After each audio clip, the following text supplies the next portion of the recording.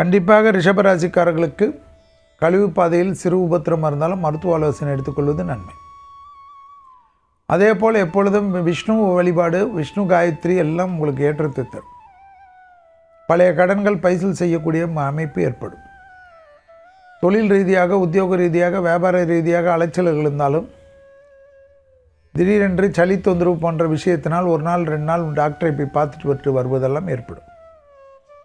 படைப்பாளிகள், கலைத்துறையினர், மீடியா துறையினர், அரசியல் துறையினர் இருப்பவர்களுக்கு பெரிய கௌரவம் ஏற்படும். அரசாங்க அதிகாரிகளுக்கு புது பொறுப்புகள் வரும். பணத்தட்டுப்பாடு தீர்வது கண்கூடாக பார்க்கலாம்.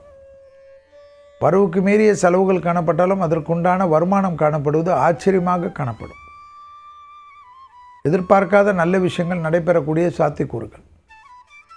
உத்தியோகத்தில் அபிரிதமான ஏற்றம் பெறக்கூடிய ராசிக்காரர்கள் ரிஷபராசிக்காரர்கள். சுபவிரயத்தில் இருந்த சிக்கல் படிப்படியாக தீர்வதற்குண்டான அழைப்பும் அனுகூலமும் காணப்படும். சுபவிரயத்தில் ரொம்ப நாள் கிணத்தில் போட்ட கல்லாக இருந்த ஒரு விஷயம் மாறி ஒரு நல்ல பாசிட்டிவ் வைப் ஏற்படுவதற்குண்டான அற்புதமான காலகட்டம் ரிஷபராசிக்காரர்களுக்கு ஏற்படும்.